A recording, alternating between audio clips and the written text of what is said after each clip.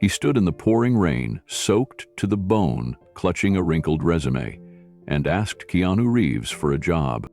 No connections, no money, just $8.00, and a broken dream. What Keanu did next didn't just change Ethan's life. It stunned everyone watching. But why did Keanu pause before answering? And what secret did he already know? Before we continue this incredible story, let us know where you're watching from. If you enjoy stories like this, subscribe to the channel, because tomorrow we have another inspiring story you won't want to miss. The rain came down in sheets, washing the sidewalks of downtown Los Angeles clean of everything but desperation. Ethan Ramirez stood near the back entrance of the Roswell Hotel, his hair soaked, jacket clinging to his thin frame, his sneakers squelched with every shift of weight. In one hand, he held a crumpled resume, protected by nothing but hope. In the other, his phone buzzed. Again, another text from his boss at the diner. He ignored it. He checked the time. 6:42 p.m. They said Keanu Reeves was attending a quiet charity event tonight, away from cameras, away from the spotlight, just a private gathering of donors and artists in a penthouse ballroom. Ethan had no invitation, no credentials, no appointment, just a single risky idea and a dream that hadn't yet died. His breath fogged in the cool air as he leaned back against the brick wall, trying not to look like a threat. His heart raced every time a black car pulled near the curb, but each time it was the wrong person. A hotel guest, a driver picking up food, a delivery van. He swallowed hard, pressing the resume to his chest like it was something sacred. Ethan used to wear suits to class, button-downs to tutoring sessions. Now, he wore a faded hoodie over an old t-shirt from a robotics competition he'd won 3 years ago. The corners of his resume were stained, the ink slightly smudged from his damp hands, but it was all he had left, that and a voice in his head that whispered the same sentence again and again. Don't let your dream die. His mother had said those words from a hospital bed 2 weeks before the end. Her voice had been frail, but her eyes had been clear. She'd believed in him. Even when cancer took everything else, it never took that belief. She used to run her fingers through his hair when he was a boy and say, "One day, your ideas are going to change someone's life." That someone, Ethan now realized, might have to be himself. He had no home anymore. After his mom passed, he sold everything they had to cover the medical bills. The old Corolla parked 3 blocks down wasn't just his car now. It was his bedroom, his closet, and his only private space left in the world. His bank account had exactly $8, and even that was thanks to tips from 3 days ago. The buzz of another car approaching made him stand up straighter, adrenaline flooding his body. This time it wasn't just another guest. A black SUV with dark windows, polished to perfection, rolled up to the side entrance. The driver stepped out, checked something in his earpiece, and opened the back door. Ethan's breath caught. It was him, Keanu Reeves. Keanu stepped out of the SUV with the quiet ease of someone who didn't like being noticed. No entourage, no sunglasses, just a black jacket over a dark t-shirt, jeans, and boots that splashed into a puddle as he walked toward the hotel. His eyes were down, focused on the phone in his hand, unread messages lighting up the screen. For a moment, Ethan froze. This was it. The moment he had rehearsed in his head for weeks. The sentence he'd whispered to himself in his car mirror 100 times. He was supposed to walk up, introduce himself clearly, and deliver a confident pitch. But his knees didn't listen. His voice felt caught somewhere behind his ribs. Water dripped from his hair and ran down the back of his neck, cold as ice. The words wouldn't come. Keanu passed within 5 feet of him. If he hesitated now, it would be over. There wouldn't be another chance. Not tomorrow, not next week. The universe didn't work like that. Sometimes it opened one door. One. And only for a moment. Ethan stepped forward, heart pounding. Mr. Reeves? Keanu paused, glanced up. I know this is insane, Ethan said, his voice cracking from nerves and cold. But I'm asking you for a job. The rain softened in that moment. It didn't stop, but it seemed quieter. Or maybe Ethan just couldn't hear anything else.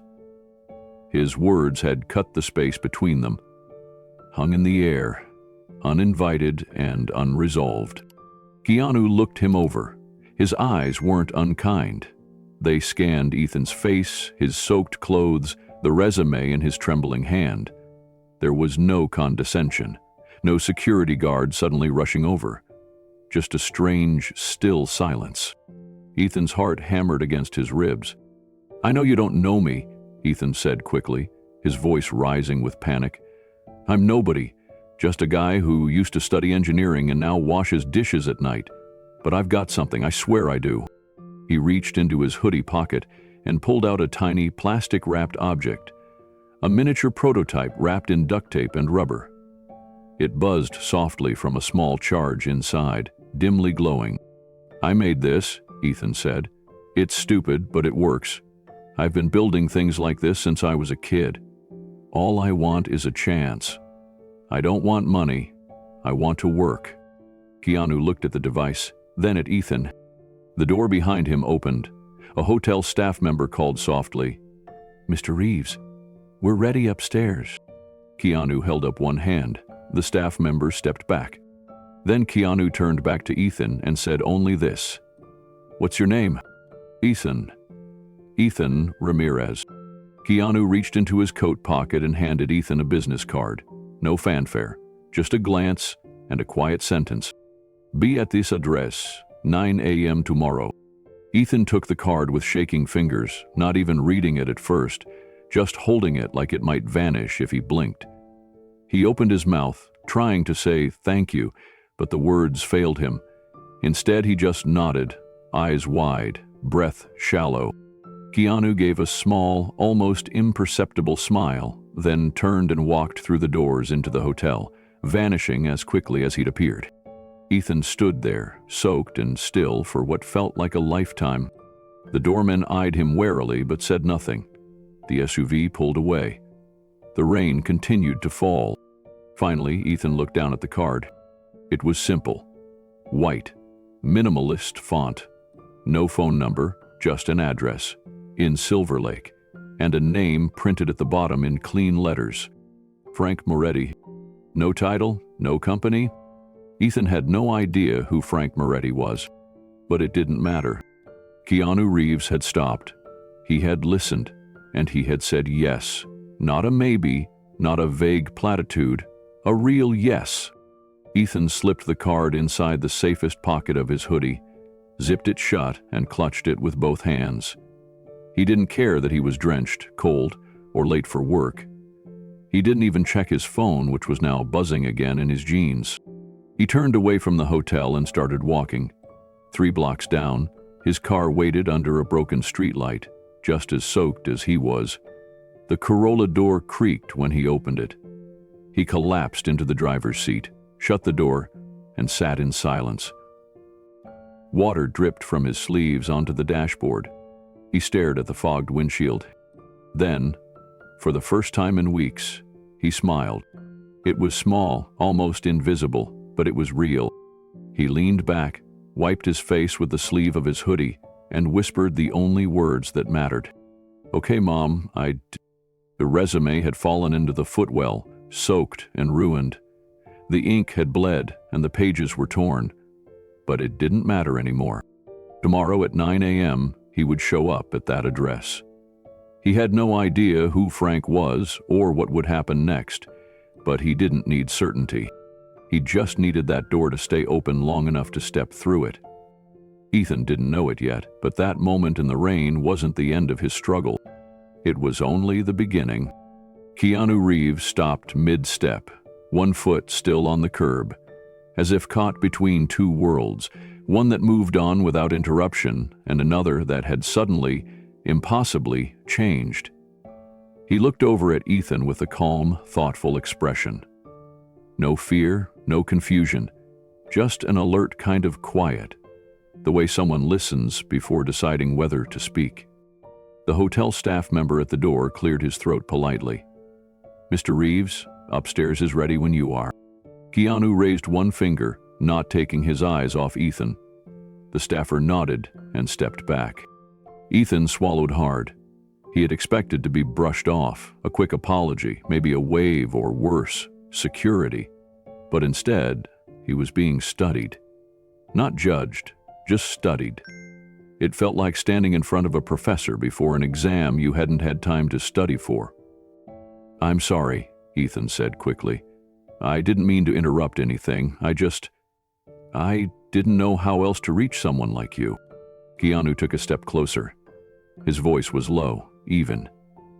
"What are you asking me for, exactly?" Ethan took a deep breath. "A chance. Not a handout, not money, just the opportunity to prove I can make something real, something useful." "You're not asking for charity?" Keanu asked, one eyebrow rising. "No," Ethan said firmly. "I'm asking for work. I can build things. I've spent years studying engineering. He hesitated, glancing down at his soaked shoes. "I just couldn't finish school.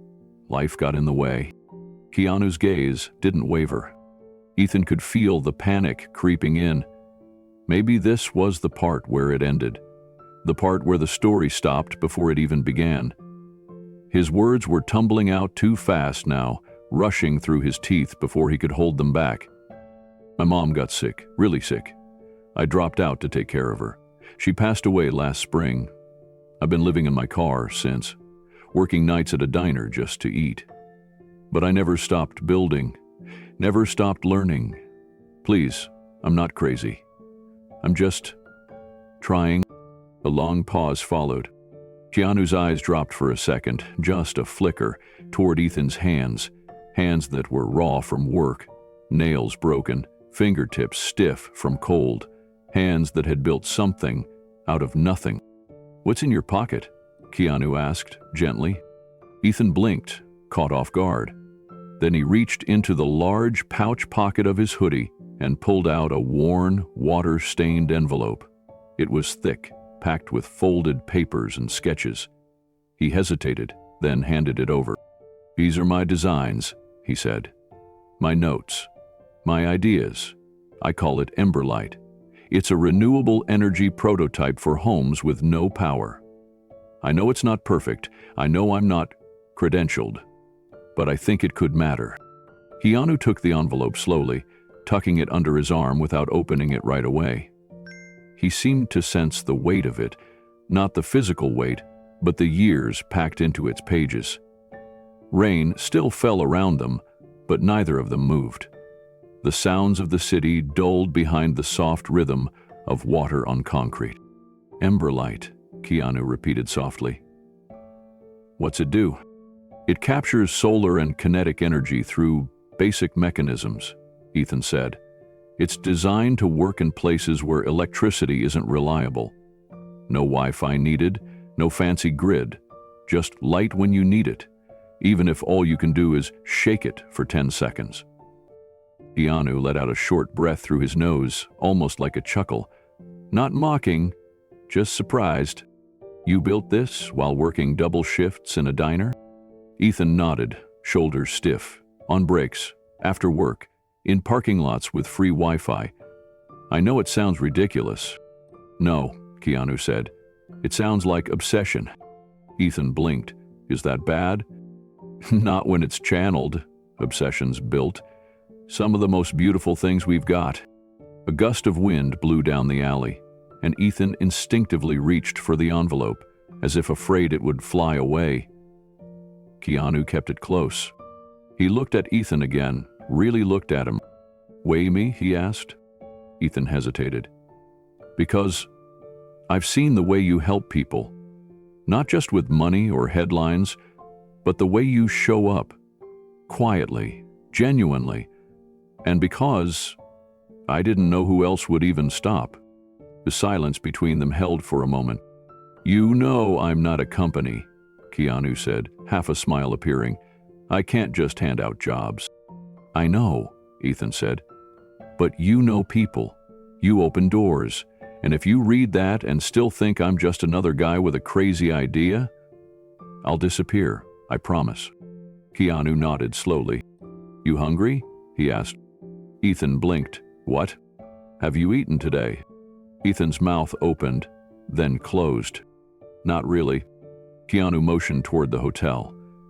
They'll have food inside. Come walk with me, just for a few minutes. Ethan followed him, cautiously. A hotel staff member opened a side door. Keanu waved them off when they tried to lead him toward the elevator.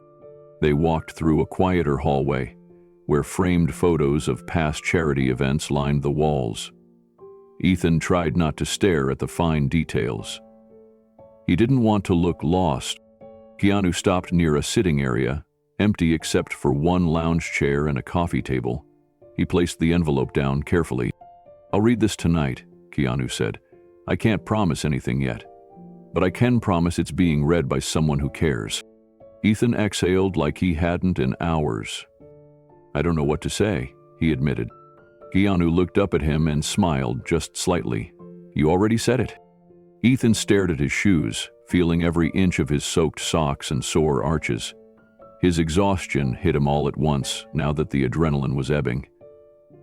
He looked back up at Keanu. Can I ask, who's Frank? Keanu stood straighter, as if that name meant something heavier than expected. He's an old friend, Keanu said. Runs a private workshop in Silver Lake. Builds props, models, experimental tech. Retired from the industry a few years back, but he's got a good eye. Doesn't care about resumes.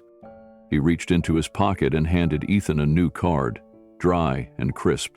Be there at 9. Don't be late. Ask for Frank Moretti. Ethan took the card like it was glass. Fragile, priceless. Tell him I sent you, Keanu added. Why are you doing this? Ethan asked softly. Keanu looked at him, serious now. Because someone once gave me a shot when they had no reason to, when I had nothing, just a beat-up motorcycle and a pile of rejection letters. Ethan nodded slowly. His throat tightened, but he managed to say, thank you. Keanu stepped away, picking up his phone again as it buzzed. He turned slightly. Ethan, he said before walking off. Get some rest tonight. Tomorrow's going to be a long day. Then he was gone. Ethan stood in the quiet corridor alone, the card pressed between his palms like a prayer. He left through the back door of the hotel the way he came in, blinking against the rain. The night felt softer now. Warmer somehow. He slipped the card into the breast pocket of his hoodie and walked the 3 blocks back to his car.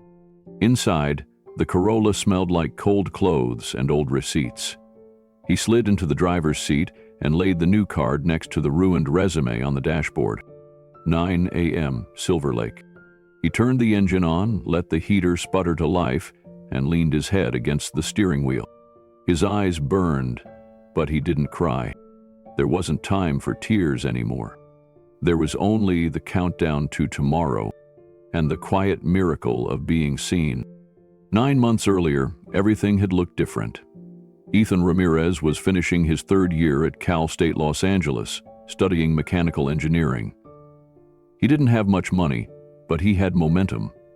During the day, he took advanced thermodynamics and systems design. At night, he worked part-time at a tech repair shop, fixing cracked phone screens and rebuilding old laptops for extra cash. He had a routine. Wake up early, take the bus to class, grab a microwaved burrito between lectures, then clock in at the shop. Evenings were quiet. Just him and his mother, Elena, in their small but cozy 2-bedroom apartment off Soto Street. The kitchen was outdated, but the stove worked, and the water pressure in the shower was strong enough to feel like a reward after long days. Ethan had a desk in his room, cluttered with engineering books, wires, a soldering kit, and a small whiteboard where he wrote down big ideas. He was already sketching early versions of Emberlight long before he had the skills to build it. He kept a notebook filled with diagrams and questions. How do you store power from motion? Could piezoelectric materials work in poor infrastructure zones? What if light didn't need wires. His mother would peek in sometimes and ask, "What are you solving tonight, mi amor?" And Ethan, with a grin, would say, "Trying to make light out of nothing." She laughed every time, called him her little inventor. He lived off her laughter more than he realized. Then, in the second week of March, everything changed. Elena had been tired. At first, Ethan thought it was just her long hours at the nursing home where she worked. She brushed it off, saying she was getting older. But when she started losing weight and waking up coughing at night, he made her see a doctor. The blood tests came back irregular. Then came the scans. Then came the words that shattered everything. A rare, aggressive cancer, stage 4. Ethan didn't remember the name of the disease. He only remembered the moment the doctor looked at them with eyes full of soft apologies. The air had gone quiet. Elena reached over and held Ethan's hand, as if trying to comfort him. He had been saving money for grad school. That went out the window in 1 week. They sold his laptop, his textbooks, then most of the furniture. The apartment went next. They couldn't afford it with just his part-time job and her sick leave. They moved into a basement unit in Boyle Heights that smelled like mildew and had cockroaches in the walls. But the landlord took cash, and the place was close to the hospital. It wasn't home, but it was where she spent her last few months. Ethan tried to make it work. He withdrew from classes, told the department he'd be back next semester, but he never returned. He became her full-time caregiver, learned how to manage pain medication schedules, how to change IV drips, how to fold a body too weak to sit up. Every time she moaned in the night, he was there. Every time she smiled through the nausea and whispered, "You're doing great," he tried to believe her. By day, he worked a few shifts at the tech shop when he could. By night, he sat in the waiting rooms during treatments, flipping through engineering journals on borrowed Wi-Fi. He kept a small sketchpad in his pocket and would draw circuits and mechanisms to calm himself. One of the nurses gave him a cheap second-hand laptop someone had left behind. The screen was cracked, the battery wouldn't hold a charge, and the keyboard was missing a few letters, but it worked if he plugged it into the wall. He called it Frankenstein. On it, he began rebuilding Emberlight from scratch. His mother noticed. "You're still inventing," she said one night, her voice thin. "Just little things," Ethan replied. She reached over and took his hand. "Don't stop, Ethan. That's the best part of you." "I don't have time for school anymore." "Dreams don't need tuition," she whispered. "They just need stubbornness." They laughed about that later, when she was strong enough to eat pudding and hold a full conversation. But the truth hung between them. Ethan was running out of money, and she was running out of time. By August, the hospital visits became daily. She couldn't walk more than a few steps. Their rent was 2 weeks past due. Ethan begged the tech shop for more hours, but they couldn't keep someone who kept disappearing for medical emergencies. So he picked up a graveyard shift at a 24-hour diner 3 miles away. Tony's Diner. The pay was miserable, the hours were worse, but it was something. He came home with grease in his hair and blisters on his feet, but he also brought milk, rice, and medicine. On one of her better nights, Elena waited for him at the table with tea. "You're tired, mijo," she said. "Not too tired. You haven't built anything lately." He looked at his hands. They were stained with coffee and dish soap. "I build pancakes." She smiled. "You're still my inventor." A week later, she didn't wake up. It happened quietly. No final speech, no cinematic goodbye. Just the silence of morning, and Ethan sitting beside her, holding her cold fingers, whispering, "I'm still gonna build something for you, I promise." After the funeral, Ethan didn't go back to school. He didn't go back to the tech shop either. The owner had already replaced him with a high school intern. The hospital bill had wiped out the last of their emergency fund. Even the old basement apartment was no longer an option. He put all of his mother's belongings in storage, what little was left, and kept only a trunk. Inside it were her family photos, his notebooks, the laptop he had fixed and taped together a dozen times, and a folded paper with her handwriting on it. Don't let your dream die. He slept in his car the first week out of necessity, then the second week because he didn't know where else to go. After that, it became normal. The back seat of his beat-up Corolla turned into a bedroom, the trunk became a closet, the glove compartment held his tools. The cracked dashboard was where he kept his notes, covered in plastic to keep them dry. He kept working at the diner. Tony never asked questions. As long as Ethan showed up and moved fast, he didn't care if Ethan looked exhausted or limped from back pain. The uniform was 2 sizes too big and smelled like fryer oil. Ethan learned to wash it in gas station sinks, drying it by hanging it from the back window of the car.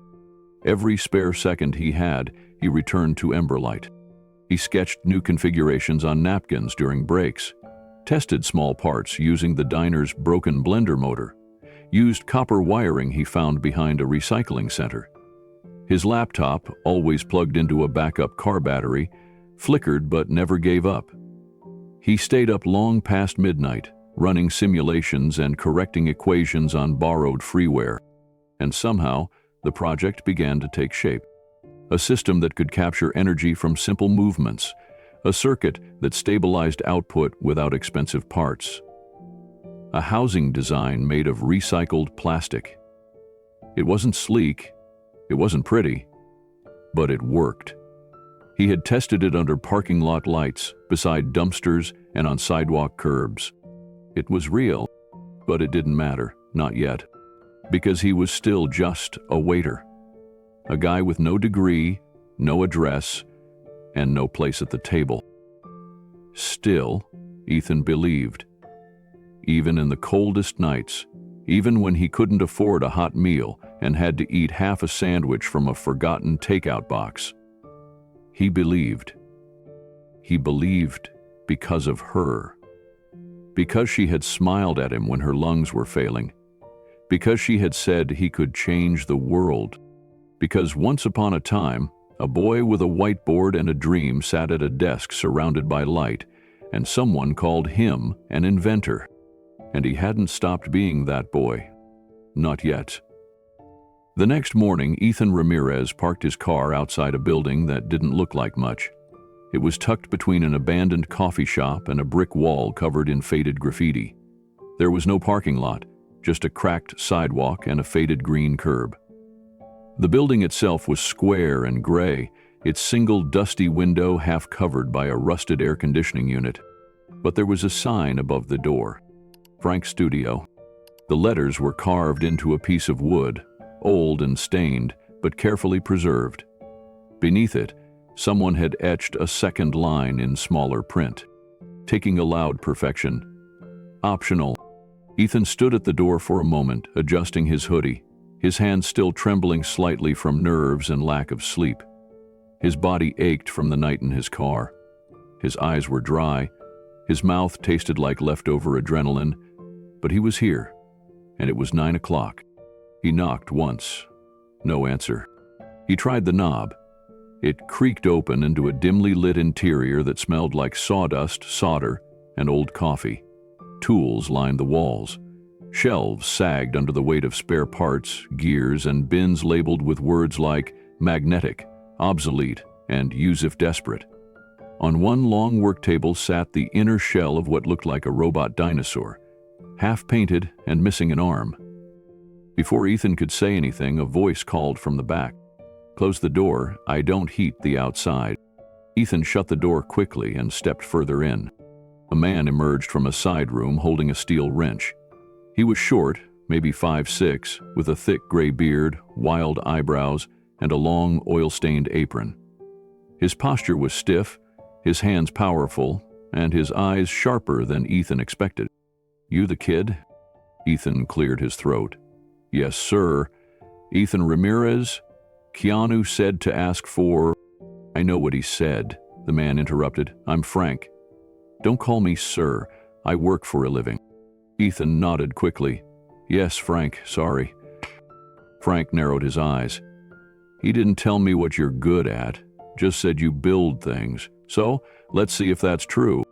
He motioned to a workbench near the front window. Sitting on it was a small black box about the size of a shoebox, with a silver mechanical latch on the front. Several tiny gears and levers were visible along the edges. Frank tossed Ethan a screwdriver. "Unlock that," Frank said, "without breaking it. I'll be back in 5. And with that, he walked into the back room and disappeared behind a curtain. Ethan stared at the box, then at the screwdriver in his hand. This was his test. Not a resume, not an interview, just him, a box, and a challenge that couldn't be solved with words. He sat down and got to work. Ethan turned the black box slowly in his hands, careful not to force any of the moving parts. The mechanical lock was more intricate than it first appeared. Several gears were decoys. A few levers rotated but didn't connect to anything inside. It reminded him of something, a trick puzzle from a design challenge in his second year of school. Mechanical distraction. Visual noise meant to waste your time. He leaned in closer. Beneath one of the rotating discs was a groove, partially hidden. He angled the screwdriver's flat edge into the narrow space and pressed gently. A tiny spring snapped into place. The gears realigned with a soft click. Ethan smiled. He rotated one of the main dials a quarter turn. Another click. Inside the box, something shifted. Not a release yet, but a recalibration. The mechanism was smart, deceptively simple on the surface, but layered in logic. Whoever built it had designed it to frustrate anyone impatient. It wasn't about brute force. It was about reading intention. 2 more turns, a soft push on a recessed button near the hinge. The box popped open. Ethan blinked, a little stunned. Inside was a folded note. Just 4 words, written in thick black marker. "Now make it better." He let out a quiet laugh. It wasn't a trick. It was part 2 of the test. He looked around the workbench.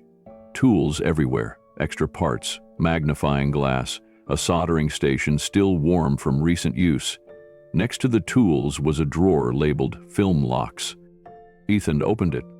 It was filled with tiny modular parts, hinges, switches, latches. It dawned on him now, this wasn't just any puzzle box. It was a prop, likely used on a movie set, designed to open on cue for actors, or fail dramatically if needed. Frank had probably built it himself. Ethan removed the locking plate and began disassembling the core. He sketched a small redesign in the margin of his notebook, improving the latch system to reset automatically after each use, rather than requiring manual reassembly. Then, he rerouted the mechanical trigger to sync with a pressure sensor, one that would unlock only when specific sequences were followed in weight and timing. After 30 minutes, he had rebuilt the mechanism completely. It now clicked open with a 2-finger press, followed by a 3-count delay. Smooth, reliable, resettable. Frank walked in without warning. He said nothing at first, just stared at the open box. "What did you change?" Ethan explained the redesign, showing the modified parts and sketching out how it could be used repeatedly on set without needing a reset between takes. Frank raised an eyebrow. "You do that in half an hour?" "About that." Frank grunted. "Most interns just jam a screwdriver in the back and pray. You didn't just unlock it, you made it smarter." He picked up the box and tested it himself. It worked flawlessly. Then he looked at Ethan again, this time with something closer to approval. "You're not just smart," Frank said. "You're hungry."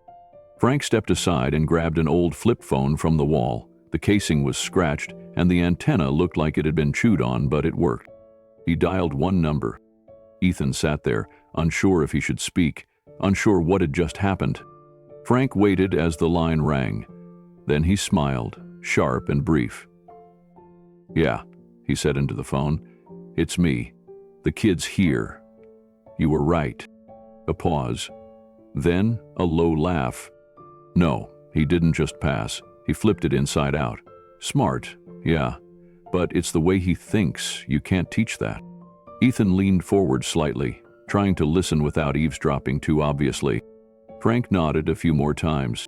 All right, I'll clear a station for him. Let him build. He hung up and looked at Ethan. You're in. Ethan blinked. In what? Frank walked over to a workbench on the far side of the room. He pulled a dusty sheet off a long, unused corner of the studio. Underneath was a table with a reinforced top, a mounted vise, 2 sets of clamps, and an empty parts drawer. You work here now. This is your space. You break something? Fix it. You need a tool? Ask. You get 2 weeks to show me what that brain of yours can do with real resources. And don't bring me something you found on YouTube. Build something you believe in. Ethan stood, still in disbelief. You're serious? Frank pointed a finger at him. You know what Keanu told me about you? Ethan shook his head. Hell said, this kid's trying to invent his way out of survival. And you know what? I like that. You don't build to impress. You build because you have to. Ethan swallowed hard. His throat was dry. Frank tossed him a set of keys. First door on the left is the bathroom. There's a mini fridge under the sink.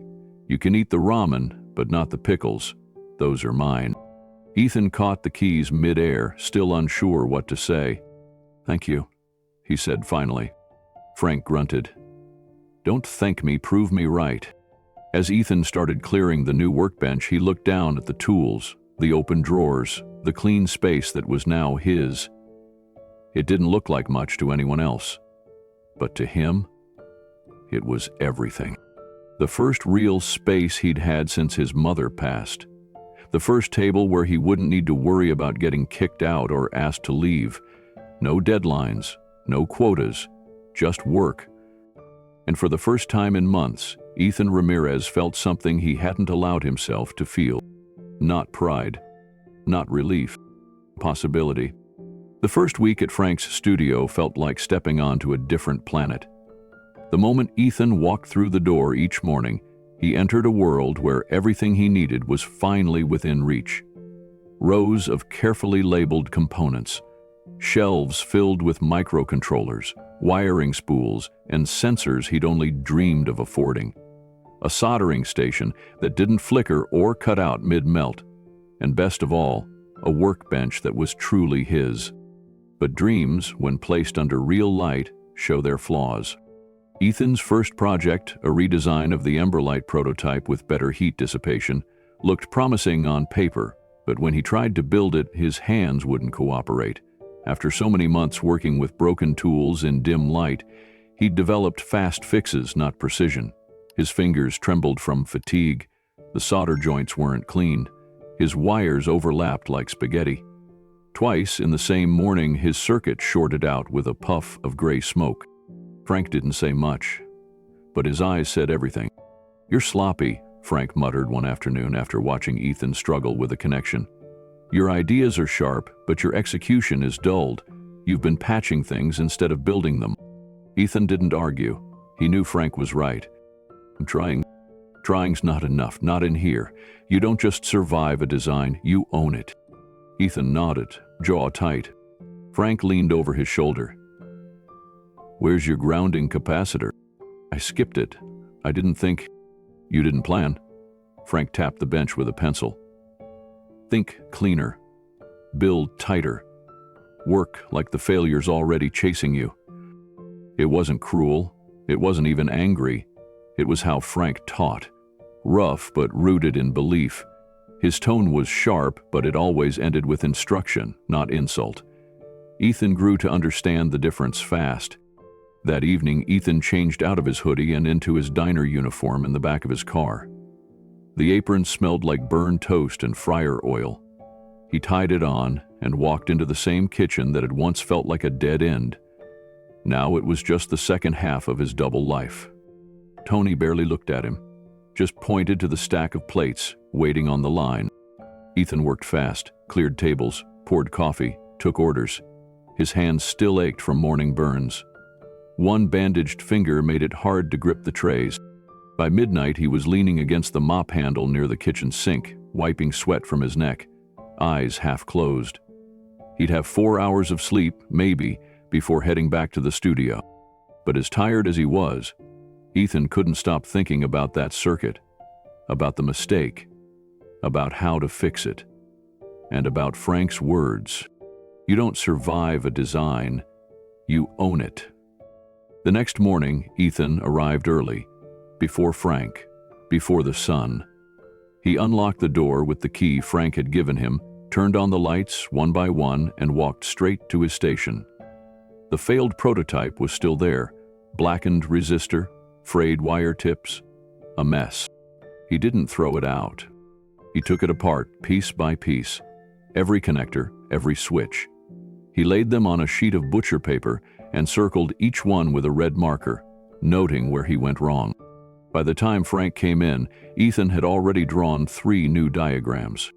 Frank didn't say much, just walked by and grunted, "Better?" The days started to blur. Ethan's hands were constantly moving, building, testing, failing, redoing. He learned to cut with more precision, to solder with care instead of speed. Frank pushed him harder. "Where are your wires still this long? Trim them down? If board layout's too crowded, you ever think what'll happen when it gets hot?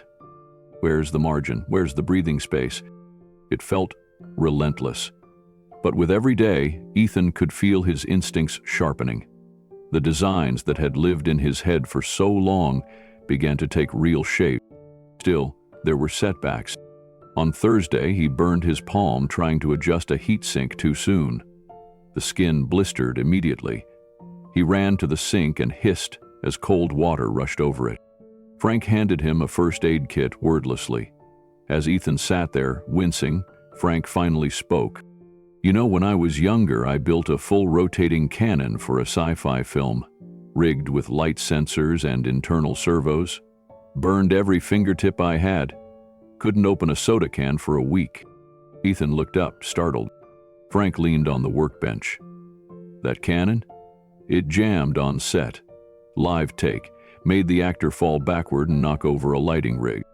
Ethan winced in sympathy. "But you know what," Frank said. "I fixed it. Right there on the floor. Cut the motor housing with a box cutter and replaced the spring using a chewing gum wrapper." Ethan raised an eyebrow. Frank shrugged. "Not proud of that part, but it worked."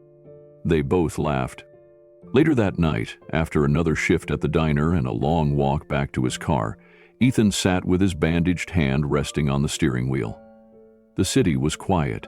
The moonlight cast shadows through his windshield. His phone buzzed. It was a photo from one of his old engineering classmates. Graduation day. A group smiling in caps and gowns. He stared at it for a long time. Then he closed the phone, turned on the dome light, and opened his sketch pad. His hand shook, but he started drawing again, because there was still more to build. 3 nights later, Ethan was back at the diner, taking orders with a forced smile. His wrist was sore from holding a soldering iron all day. His back ached. Table 9 had sent their burgers back twice. Tony was in a foul mood and slammed a plate down on the counter so hard it cracked. Ethan barely reacted. He had gotten used to moving through exhaustion. It wasn't strength, it was necessity. Around 2 a.m., the diner was finally quiet. Ethan wiped down the counters alone. The radio in the kitchen played a soft classic rock station, the same 3 songs on repeat. He leaned against the back wall, eyes closed, letting the moment breathe. Then he looked down at his hands. Bandaged, red, scabbed in places, but strong, still working. He remembered something, a memory from years ago. He had been 12, trying to build a motorized Lego arm in the living room. The wires had sparked, and he'd burned the top of his hand. He ran to the kitchen, tears in his eyes, his pride shattered. His mother had taken him gently by the wrist and led him to the bathroom. She cleaned the wound, applied ointment, then wrapped it with care. He remembered how she looked at his fingers, not with worry, but with wonder. "These hands," she said, "they build futures." He hadn't understood it then, but he did now. He looked at his reflection in the dark diner window. Tired, older than he should be, but not defeated. The next day, he walked into Frank's shop holding his latest design, the third iteration of Emberlight, now lighter, leaner, and more modular. He placed it on the test table and hooked up the readings. The results were promising. The energy capture was stable. The power storage was balanced. The light output exceeded his estimates. Frank walked in and looked at the setup. He didn't say anything at first, just leaned over, studied the solder points, the wiring pattern, the reset mechanism. After a long minute, he nodded once. "Now that," Frank said, "looks like someone who stopped surviving and started building." Ethan exhaled slowly. He still had a job at the diner. He still slept in his car. But now, something had shifted. Each burn, each mistake, each failure wasn't wasted. They were shaping something, and Ethan Ramirez was no longer just trying to keep his dream alive.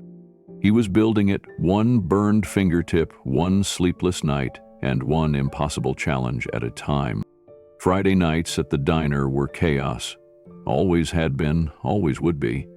The place filled with regulars and drunk couples and delivery guys and half-asleep students. The kind of people who didn't care about your story, just about whether their coffee was hot and their burgers came with the right toppings. And for Ethan, it had become the most brutal part of his week. He'd worked at the diner before his mother passed, but back then it was just a placeholder. Now, even with his progress at Frank's studio, it was still the only thing paying for gas, protein shakes, and laundry. But it was getting harder, much harder.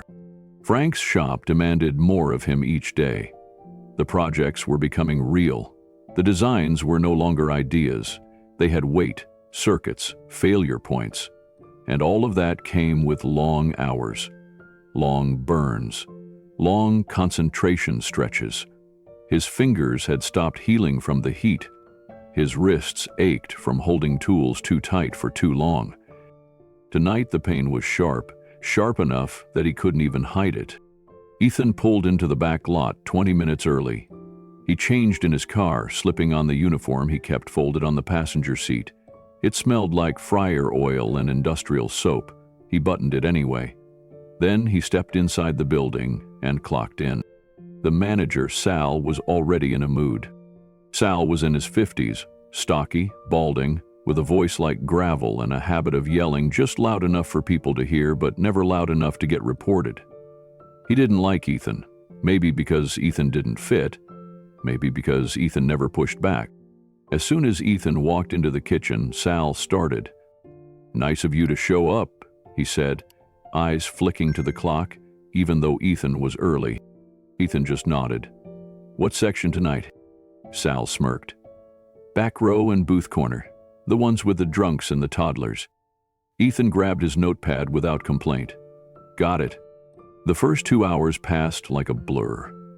Orders piling up, children screaming, plates stacking. Ethan's hands started to cramp by hour 3. His fingers twitched when he tried to hold the tray steady. He adjusted his grip, but the muscles were too tight, too worn. Then it happened. He turned out of the kitchen with a tray full of steaming dishes, eggs, pancakes, a plate of chili fries, balancing carefully on one hand while pushing open the swing door with the other. Halfway to table 6, his fingers gave out. The tray tipped. Everything spilled. Plates shattered on the tile. Hot fries splashed across the floor. Scrambled eggs landed in a yellow heap near a little girl's sneakers. The whole diner went quiet for 2 seconds. Then Sal came storming over, jaw tight, voice rising, and Ethan felt his stomach drop. "What the hell was that?" Sal barked, loud enough for the entire front half of the diner to hear. Ethan bent down immediately, hands shaking, trying to pick up the shattered plates. His fingers stung from the heat. He kept his eyes low. "Sorry," he muttered. "My hand slipped." "Your hand slipped?" Sal scoffed. "You think this is kindergarten? You think you can just show up when you feel like it, break stuff, and play mad scientist on my dime?" Ethan froze mid-mouth. Sal wasn't done. "I've seen your type," he snapped, arms crossed now, leaning closer. "Think you're too good for real work? Got some dumb little gadget in your car you think will change the world? Newsflash, kid. You're not special. You're just a broke loser playing genius." The girl at table 6 was staring. Her parents looked uncomfortable. One of the cooks had peeked out from behind the kitchen curtain. Ethan's jaw clenched, but he said nothing. He scooped the broken ceramic into the bin slowly, carefully, then wiped down the spill. "You think Keanu Reeves is going to save you?" Sal kept going. "You think he gives a damn about some dropout with shaky hands and no degree? Get real." Ethan stood, holding the dirty tray. His chest felt hollow. "I'm sorry," he said quietly. "Won't happen again." Sal rolled his eyes. "Damn right it won't. You mess up like that again, don't bother coming back." The rest of the shift passed in silence. Ethan worked like a ghost. Took orders, cleaned up, said nothing. When it finally hit midnight, he clocked out without a word and walked to the back sink to rinse his hands. They were red, burned again. A small cut had split open on the side of his knuckle. He leaned against the sink and let the water run. Cold. Steady. His shoulders trembled, but not from cold. Just exhaustion. He dried his hands with a paper towel and headed for the back exit. Before he reached the door, someone spoke. "Ethan." He turned. It was Luis, one of the dishwashers, a quiet man in his 40s with kind eyes and calloused hands. He worked double shifts most weeks, barely spoke a word unless it was needed. Luis held something out. Protein bar, slightly crushed, banana flavor. "I saw what happened," Luis said. His voice was low. "You didn't deserve that," he added. "He's just a sad man who wants everyone to be stuck like him." Ethan stared at the bar. Luis tucked it into Ethan's hoodie pocket without asking permission. "Keep building, hermano," he said, placing a hand on Ethan's shoulder. "Some of us are watching, and some of us are waiting to see what you make." Ethan nodded, eyes damp. Then he stepped out into the alley, breathing in the cold night. He didn't look back. The sky was overcast, the moon hidden. Streetlights flickered above Ethan as he walked to his car. He slid into the driver's seat and sat still for a long time, engine off, radio silent. His hands rested on his lap, still trembling. He replayed Sal's words in his mind. "You're not special. You're just a broke loser playing genius." He clenched his fists, not from anger, but from helplessness. For a few minutes, he thought about quitting, about calling Frank and saying it was too much, about leaving the circuit boards and sketches and burnt fingers behind, about disappearing into another nameless job, another back kitchen, another uniform. But then he remembered Luce's voice. "Keep building, hermano." He reached into his pocket and pulled out the protein bar. It was soft and warm from the heat of his body. The wrapper crinkled as he opened it. He took a bite. It tasted like chalk and sugar and something more. It tasted like someone believed in him.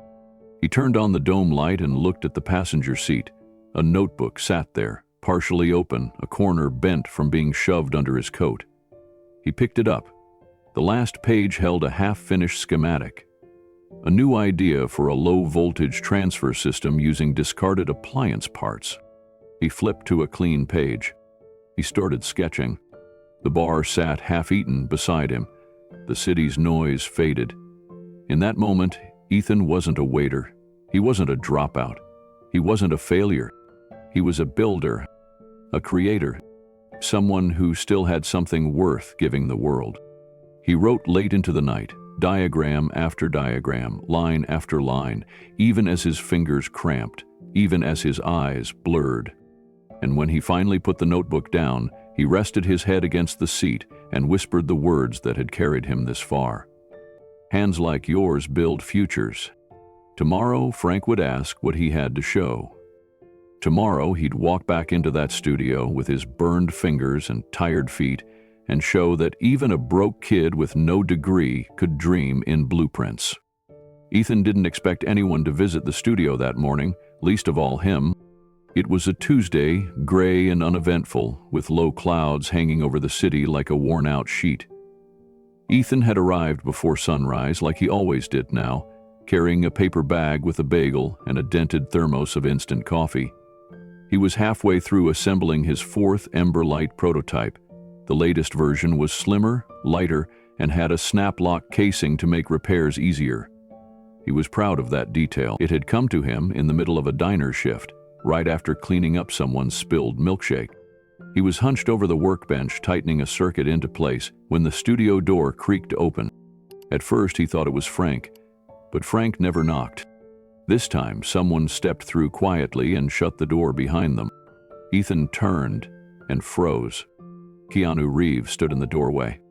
He was wearing a black jacket and jeans, nothing flashy, but his presence filled the room instantly. He had the same calm expression Ethan remembered from the night outside the hotel. Still quiet, still humble, still unexpected. Ethan stood up too fast and knocked over a roll of copper wire. It hit the floor with a clatter. Sorry, I didn't know you were coming," he stammered. Keanu smiled gently. That's the point. He walked further into the room, looking around.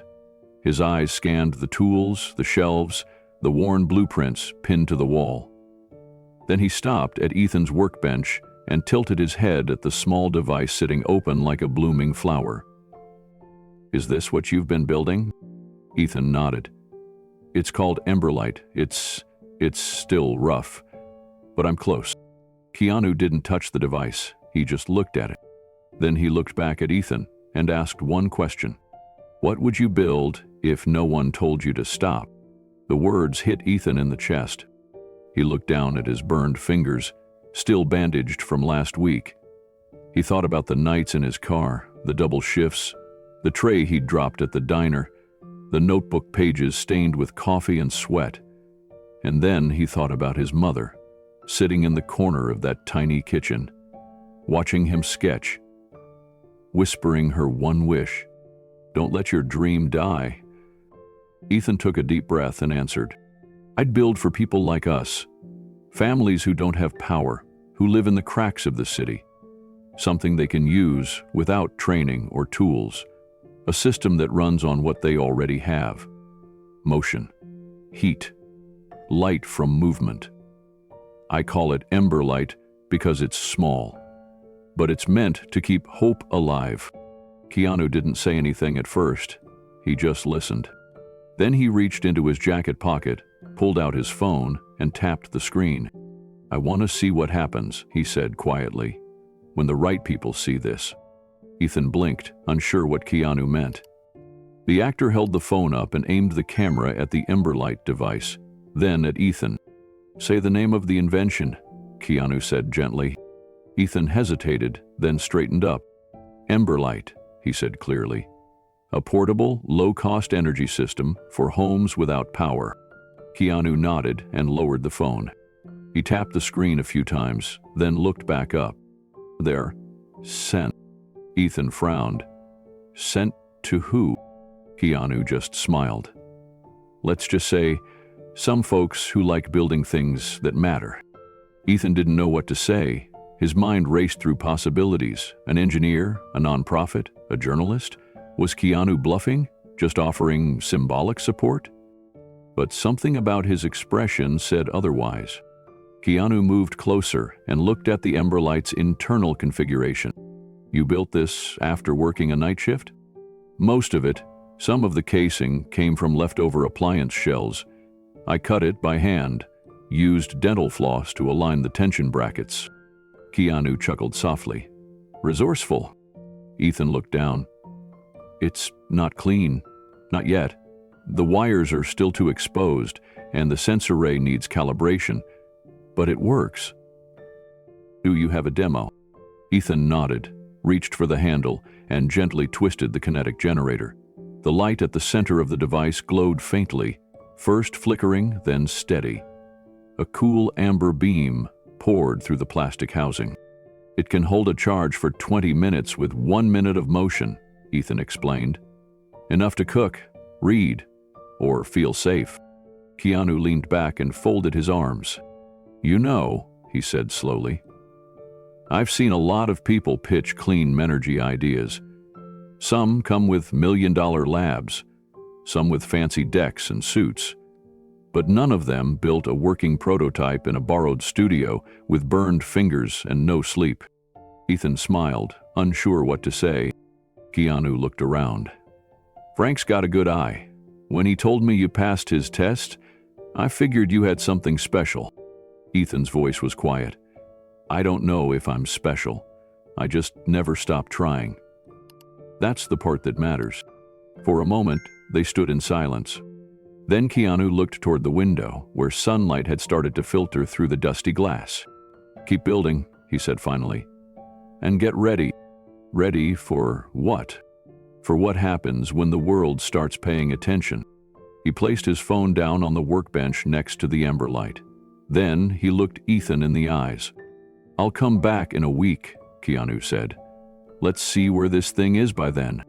And just like that, he turned and walked out the door. Ethan stood there, heart pounding, and for the first time in months, he didn't feel alone in his dream. The studio was quiet after Keanu left, the kind of quiet that hums, not from absence, but from anticipation. Ethan sat back down at the bench and looked at the device still glowing gently in the center of the table. His fingers hovered above the casing, not to adjust, not to fix, just to feel it. The weight of it. The reality of something he had built being seen, finally seen, for what it could be. His thoughts tumbled over themselves. What did Keanu mean? Who had he sent the video to? Would anyone even care? And yet, a part of him didn't doubt it. Because Keanu didn't speak in vague encouragements. His voice had the calm confidence of someone who knew people, real people, the kind who didn't just nod politely, the kind who changed things. Ethan turned to a fresh page in his notebook and began writing. He didn't draw this time. He wrote out use cases, field conditions, battery lifespan under different climates. Then he flipped to another page and listed parts he needed. Better plastics, a stronger switchboard, a safer internal coil. For the next 3 hours, he worked like a man possessed. Frank walked in around noon, holding a half-eaten muffin. You look like you just won a lottery, Frank muttered. Ethan looked up and grinned. Keanu is here. Frank raised an eyebrow. Yeah? What did he say? Ethan gestured to the prototype. He said to keep building, and that he sent a video of ember light to some people he knows. Frank paused, mid-chew. That's it? Ethan asked, surprised. Frank walked over, glanced at the light, then at the notes. You want me to freak out, or what? He said. I already knew you had something. He just confirmed it. Ethan couldn't help it. He laughed. A real laugh. The kind he hadn't heard from himself in weeks. Frank smirked. Let's make that light brighter. The rest of the day passed in rhythm. Sketch. Solder. Adjust. Retest. And in the middle of it, something shifted. Not in the prototype. In Ethan, the fear had started to melt. He no longer felt like a fraud waiting to be found out. He felt like someone preparing for something bigger. As night fell and he cleaned up his station, Ethan placed the latest version of Emberlight gently into its casing. The glow faded as the internal coil wound down. But inside him, something else had started to glow. Hope, direction, and something close to belief. Keanu had asked him what he'd build if no one told him to stop. Now he had the answer. He'd build light for those who lived in darkness. And no one, not Sal, not poverty, not doubt, was going to stop him anymore. The invitation came 2 days later. Frank handed it to Ethan without looking up from his table saw. It wasn't fancy, just a printed email on crumpled paper. But the words made Ethan's mouth go dry. PG, DMO, Friday, Lot 17. 11 o'clock. IM, Film Tech Soundstage. Dress modest, be ready, K. Ethan stared at it, then at Frank. "Is this real?" Frank just nodded. "Keanu doesn't do rehearsals. If he says be there, you go." Ethan barely slept the night before. He laid out his cleanest clothes, khakis that barely fit, a shirt Carmen had helped him iron months ago. His Emberlight prototype sat on the passenger seat, cradled in a towel-like glass. At 10:40 a.m., he pulled into a gated lot behind a quiet LA film studio. The security guard glanced at the paper, then waved him through. The soundstage didn't look like much from the outside. Gray, quiet, unmarked. But inside, a small group had gathered, 7 people seated in a semicircle of folding chairs, each one quietly reading, sipping coffee, or reviewing notes. No big cameras, no press. Just a low hum of important conversation. Ethan's heart pounded. Keanu stood at the front, talking to a woman in a navy suit. He looked relaxed, like this was any other morning. Ethan walked in slowly, cradling the device. Keanu spotted him and smiled. "You made it," he said. Ethan nodded. "I did. Ready?" "I think so." Keanu looked at him carefully. "This is your room now." Those 5 words hit deeper than any introduction. "This is your room now." Ethan stepped to the front and cleared his throat. Everyone looked up. He placed Emberlight on the table. "My name is Ethan Ramirez," he said. "I was a mechanical engineering student until life changed. I built this during nights in my car and days in a borrowed studio." His hands shook slightly. "It's called Emberlight. It's a portable, low-cost energy system designed for people without access to power. Families, single parents, refugees, people who live in the dark." He twisted the handle. The light glowed. The room stayed quiet. "I know it's not perfect, but it works. And it can be built with parts most communities can find locally. That's the goal. Simplicity, reliability." Still, no one spoke. Ethan swallowed. "It stores light from kinetic energy. No plugs, no panels, just motion. A child turning the crank can power a lamp for 20 minutes. That's enough to study, cook, sleep without fear." He paused, then added, "It's not just a light, it's a start." The room went still. Then a woman at the end, gray hair, crisp blazer, eyes sharp, leaned forward and asked a question that took Ethan by surprise. "How much would it cost," she said, "to get this to a village in Guatemala?" The question hit Ethan like a wave, not because it was complicated, but because it was real. This wasn't a question meant to flatter. It was practical, measured, grounded in action. It meant she was listening.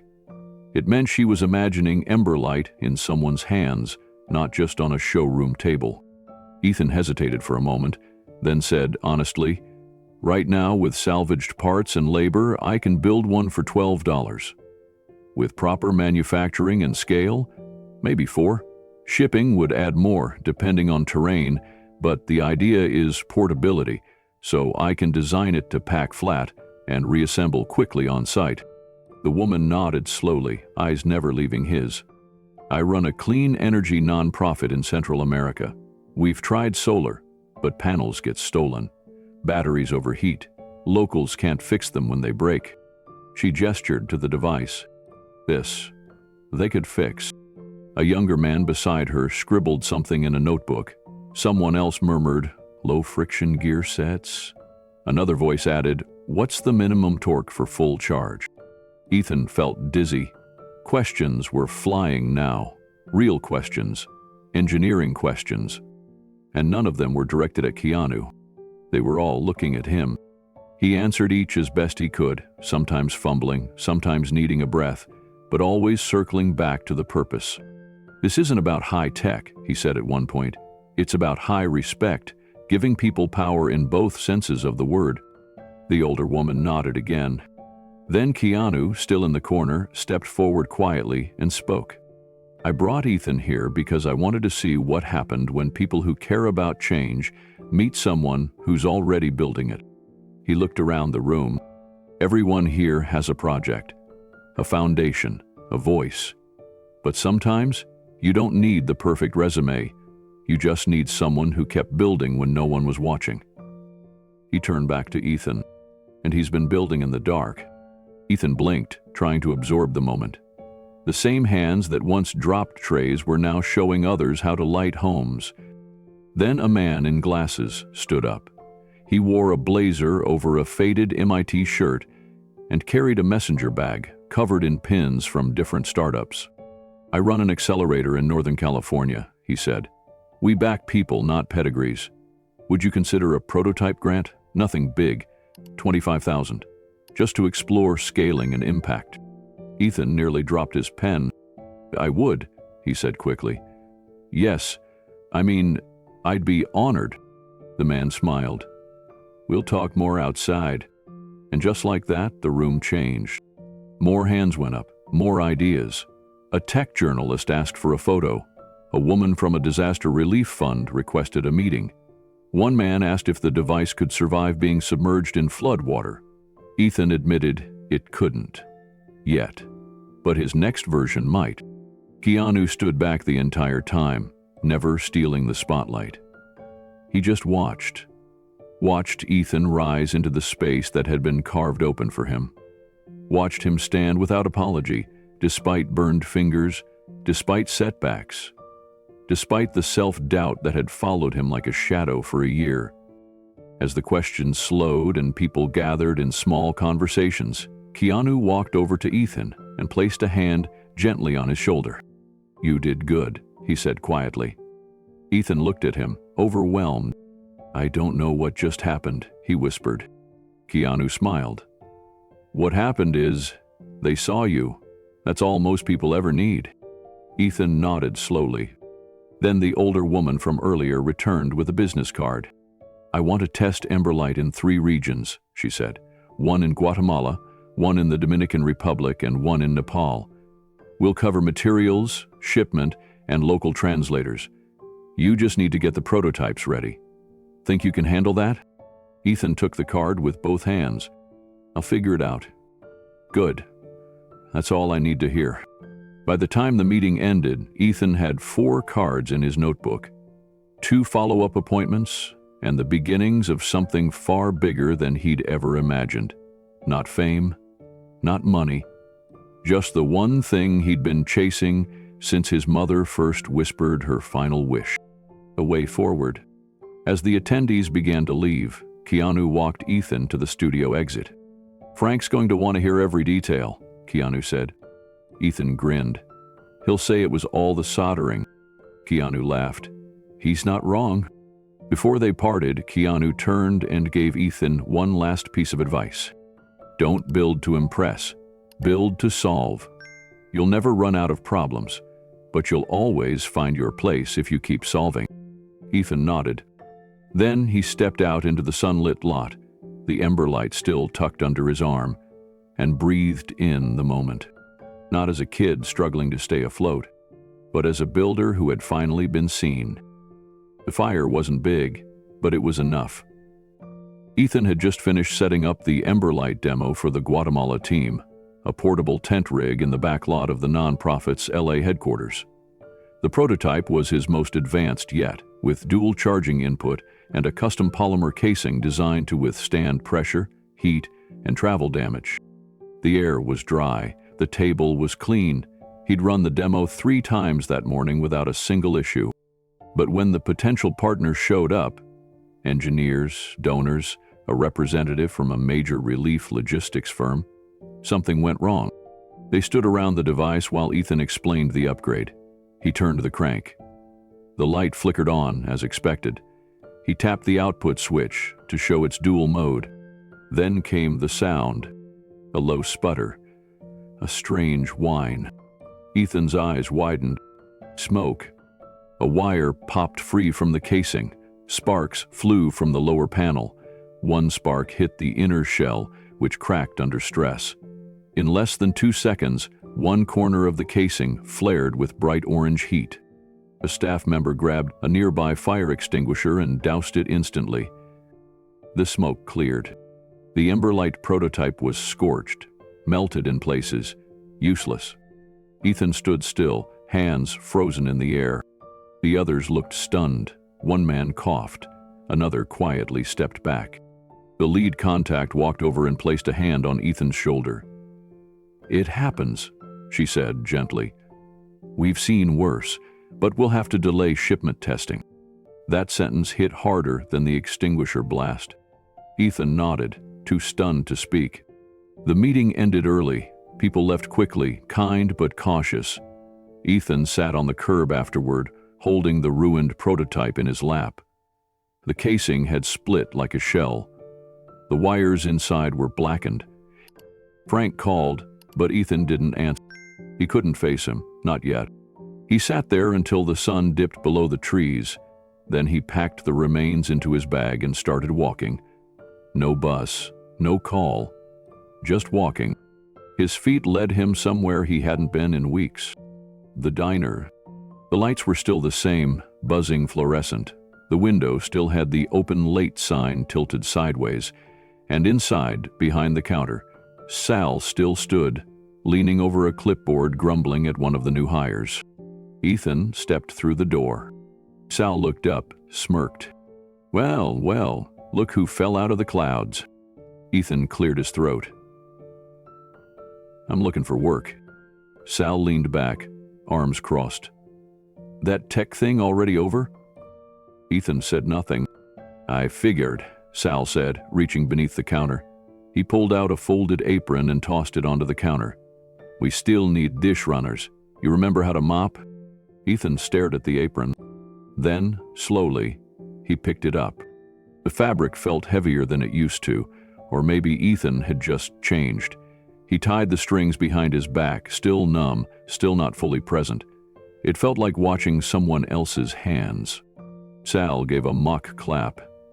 "Welcome back to reality." Ethan didn't respond. He just walked behind the counter, same as before. The grease smell hit him like a memory, bitter and stale. A stack of dishes waited in the sink. The floor hadn't changed. The sound of a fork falling on tile. A bell ringing. The hiss of an overused fryer. It felt like slipping into a life he'd tried to leave behind. 1 hour passed, then 2. Ethan cleaned, wiped, poured coffee. His movements were quiet, efficient, empty. He didn't speak unless someone asked him something. His mind kept circling that moment. The spark, the crackling heat, the look in their eyes. Not fear, not anger, just disappointment. He told himself it was just a mistake, a minor malfunction.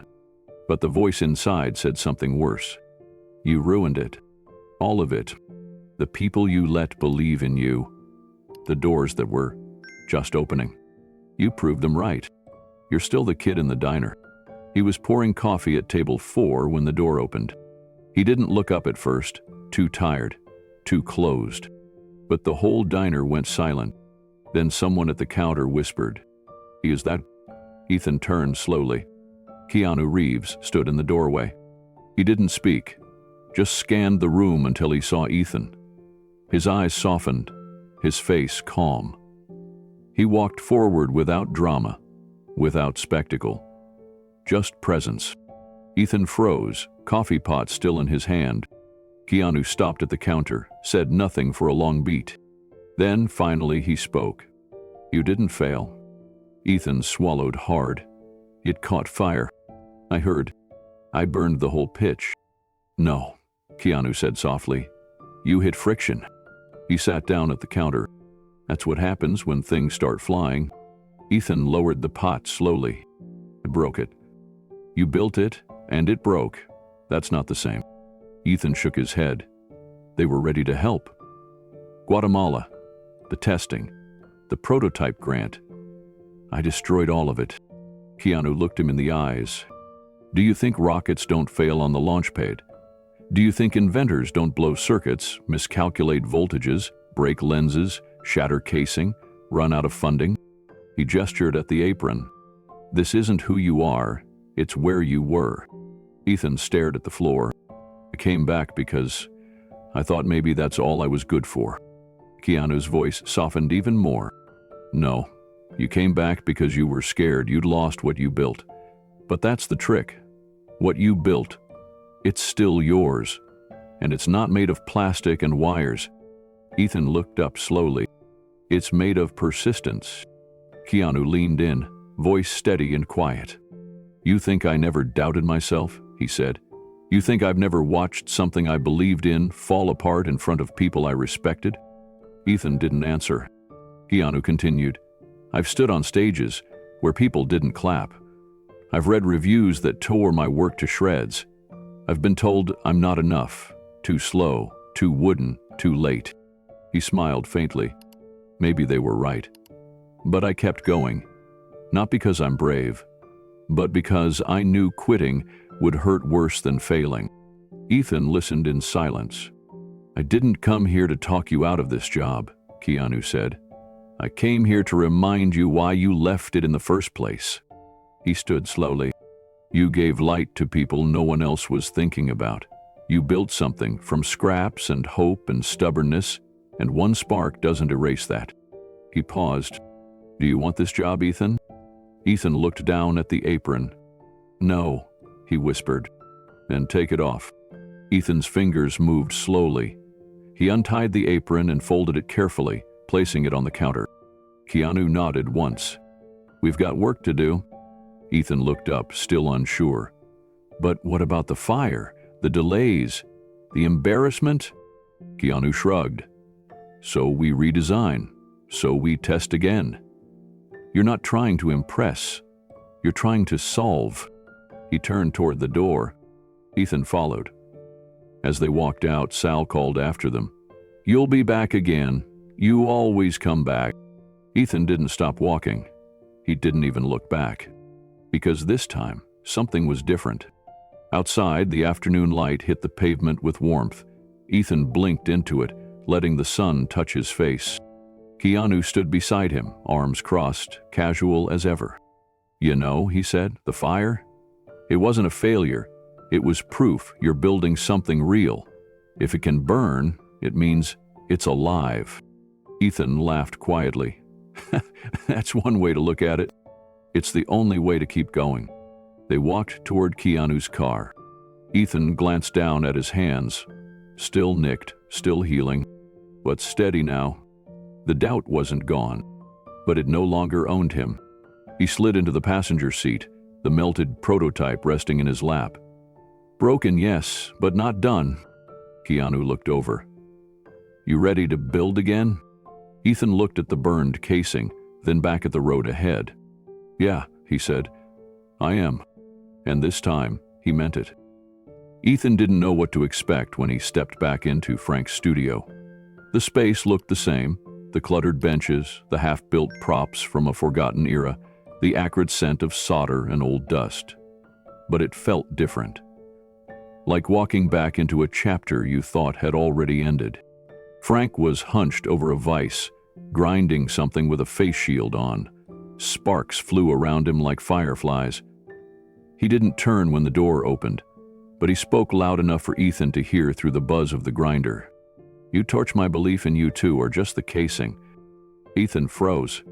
Frank turned off the grinder, flipped the shield up, and looked over his shoulder.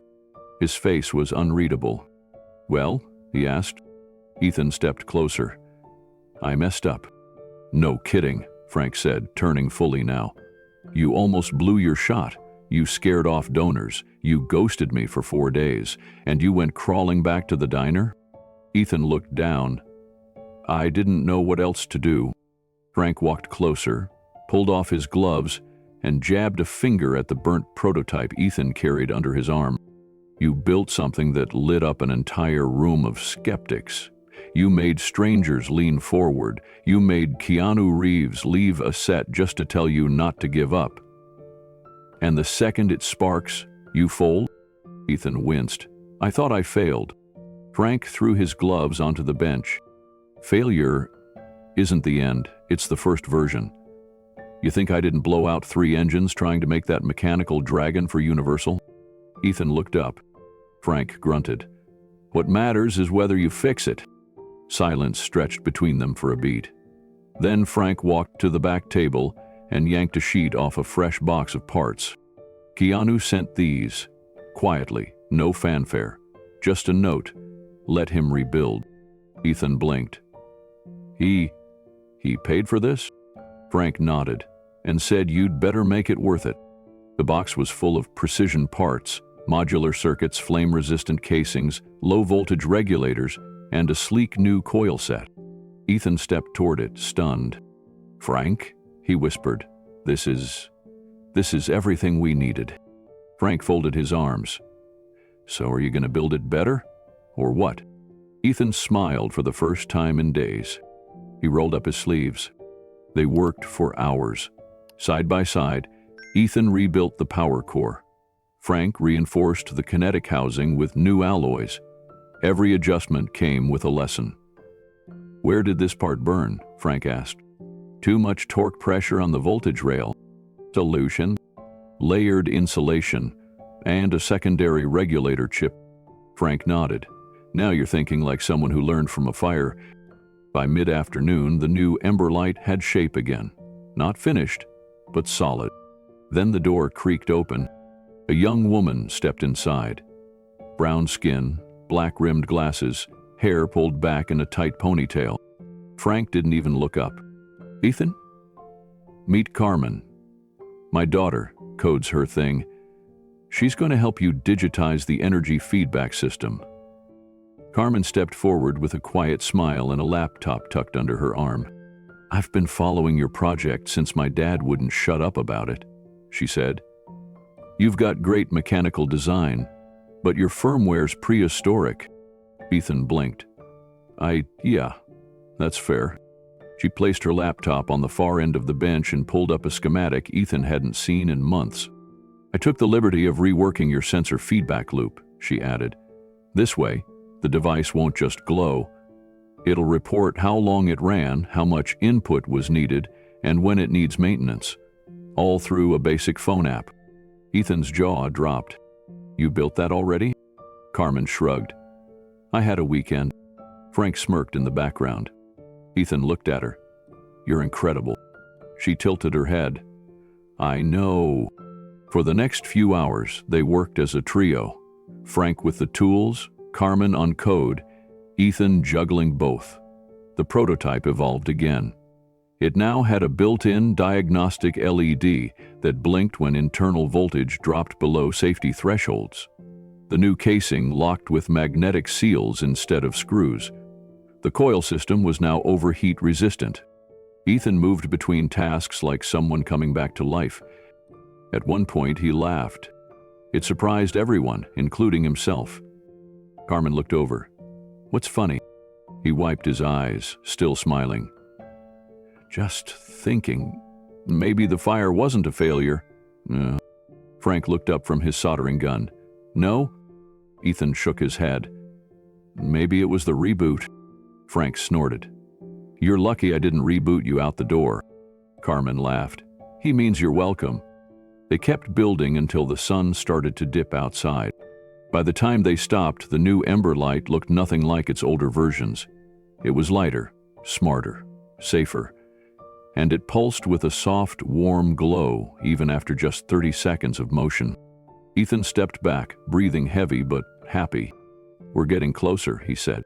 Frank nodded. "Still ugly." "Function first," Carmen added, already adjusting the casing in her 3D model. Ethan watched them both. For the first time, he didn't feel like he was doing it alone. This wasn't a solo dream anymore. It was a team. A scrappy, sarcastic, beautiful team.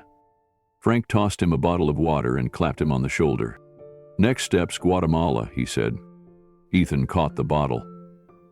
"Let's make sure they get something that doesn't just survive the journey, but changes it." They all looked at the new ember light, glowing faintly on the table. From here, the path forward wasn't easy, but it was clear. The invitation came in an envelope this time, heavy paper, embossed edges, simple text, "Clean energy for the people, a showcase of innovation and resilience." Hosted by the Reeves Foundation. Saturday, 10 a.m. Pacific, View Conservatory. Ethan read it twice before showing it to Frank. Then he read it a third time aloud to Carmen, who immediately began prepping her tablet and outlining what metrics to display. "This is it," she said. "This is the stage." Frank was less sentimental. "Don't trip over your own speech." Ethan chuckled, but he felt the nerves growing already, not just because of who would be there, but because of what it meant. This was no longer a quiet build in a dusty workshop. This was a public declaration, a chance to prove that Emberlight wasn't a fluke and that broken beginnings didn't mean broken futures. They arrived early. Carmen wore a clean blue blazer and carried 3 flash drives with backups of the diagnostic software. Frank rolled in a flight case containing 3 fully charged units. Ethan wore his best shirt, the same one he'd worn the day he met Keanu, only this time it had been pressed and tailored slightly thanks to a neighbor who believed in his story. The Pacific View Conservatory was a glass building near the coast, filled with plants, light, and an audience that looked nothing like the one at the diner. Reporters from clean tech outlets stood beside nonprofit leaders, engineers, college students, and 2 retired NASA scientists. And standing calmly in the wings was Keanu. He caught Ethan's eye and offered a small, steady nod. "You've got this." The event opened with short presentations. One startup showed a solar blanket that could be folded into a purse. Another demoed a saltwater battery pack built for emergency shelters. Applause echoed after each pitch, polite and enthusiastic. Then the host called out, "Next, we have a device born not in a lab, but in a garage, crafted by hands that know what it's like to rebuild after everything falls apart. Please welcome Ethan Ramirez, presenting Emberlight." Ethan stood. His legs shook, but Carmen squeezed his arm as he passed. Frank gave him a subtle thumbs up, though his face stayed gruff. Ethan stepped to the center of the stage. The prototype rested on a tall black stand beside him, gently glowing. He looked out over the crowd, took one breath, and began. "My name is Ethan. A year ago, I dropped out of engineering school to care for my mother. She passed away before I could finish." Silence filled the room. "I worked nights in a diner, slept in my car. I almost gave up on building, on everything. But this," he gestured to the glowing device, "this came from that place. Not from funding, not from a degree, from persistence." He walked over to the stand, picked up the Emberlight, and held it up. "This is Emberlight. It runs on motion, it's affordable, repairable, it's already survived fires, failures, and doubt. But it still works. And so do I." He continued, voice steady now. "I built this on my breaks at the diner. I tested it in a borrowed garage. My hands aren't clean. They're burned, cracked, and tired. But they built something meant for people whose nights don't come with switches." The room leaned in. "This was not made in a controlled lab," Ethan said. "It was built in chaos, in silence. It was built with grief and hope tangled together." He glanced toward the back, locking eyes with Keanu just once. "And that's why it works." He lowered the Emberlight gently back onto the stand. "This is for the people who live without power. Not just electricity, but the kind of power that makes you feel like you belong. Emberlight is small, but it makes a room feel less alone. And that's all we're trying to do." He paused, let the moment settle, then delivered the final line. "This was built not in a lab, but in a garage, on a diner break, with hands that had once given up." The silence that followed was thick. Then someone stood, then another, and another. The room rose, clapping slowly, then all at once. Ethan stood still, stunned. The sound roared around him. Frank didn't clap, he just smiled, arms crossed. Carmen grinned from ear to ear, recording the moment on her phone. Keanu stepped forward, eyes calm but proud. And then, from the crowd, an older man walked to the stage. Silver hair, crisp gray suit. He reached into his coat and pulled out a check folder. "I want to fund this for 50 villages," he said. Gasps echoed. Ethan blinked, unsure he'd heard right. You're serious? The man nodded. Yes, I run a disaster prep NGO. We've been searching for something like this for a decade. You've built what no one else could. He extended his hand. And I'd be honored to help you bring it to the world. Ethan shook it, barely breathing. From the side of the stage, Keanu gave a small nod. Well done. The rest of the day was a blur. Interviews, photos, questions, offers. Invitations to speak at universities, apply for fellowships, collaborate with other projects. But what stayed with Ethan most was what Keanu said quietly just before leaving. You didn't just build a light, Ethan. You built a way back. For yourself, and for a lot of people who think they're too far gone. Ethan looked at the device glowing in the background, then back at Keanu. Thank you, he said softly, for believing in me. Keanu smiled. No, thank you for not quitting. As the sun set outside the conservatory, Ethan stood at the edge of the stage, looking out at the empty rows of seats. And for the first time, he didn't see an audience. He saw a path, and it was lit. The morning after the showcase, Ethan sat on the curb outside Frank's studio, coffee in hand, sunlight warm on his face. He hadn't slept much. Calls had flooded in all night. Emails from reporters, messages from donors, even 2 missed calls from his old engineering professor, who had seen the live stream replay and left a voicemail that said, "You always had this in you." Carmen stepped outside, holding her laptop under one arm and a granola bar in the other. She dropped the bar in his lap without a word and sat beside him. "Think you're famous now?" she asked, chewing. Ethan laughed softly. "I think I'm tired." They sat in silence for a while, the kind that only comes when something heavy has been lifted, even if just for a moment. Then Carmen said, "Did you hear what Keanu said to the press?" Ethan shook his head. "Oh man," she said, "you should have seen it." She pulled out her phone, tapped a video, and handed it over. It was filmed from a side angle, probably by a reporter. The setting was the post-event mingling area. Glass walls behind Keanu, tables of equipment and gift bags scattered around. A woman with a press badge and notepad stood in front of him, asking a question that came across blunt even over the poor audio. "Mr. Reeves, why risk your name on an unknown kid with a blueprint? There are dozens of polished startups out there, companies with labs and leadership teams. But this? It's a garage-built device run by someone who was cleaning tables 6 months ago." Ethan felt his stomach twist, watching. The camera zoomed slightly as Keanu tilted his head, considering the question. And then he smiled. The kind of smile that wasn't meant for cameras. "Because someone once believed in me," Keanu said, "when I was just a kid with a dream." The reporter hesitated. "What do you mean?" "I mean," Keanu continued, "I was a teenager with no connections, no name anyone cared about. Just a lot of emotion, a lot of failure, and a few good people who saw something in me I hadn't seen in myself yet. And that changed everything." He paused, looked down briefly, then back up with that same quiet steadiness. "I'm just returning the favor." The reporter seemed caught off guard. "So, this is personal?" Keanu nodded once. "All the important things are." The video ended there. Ethan handed the phone back, wordless. Carmen nudged his shoulder. "You okay?" He nodded slowly. "Yeah, I didn't know he felt that way."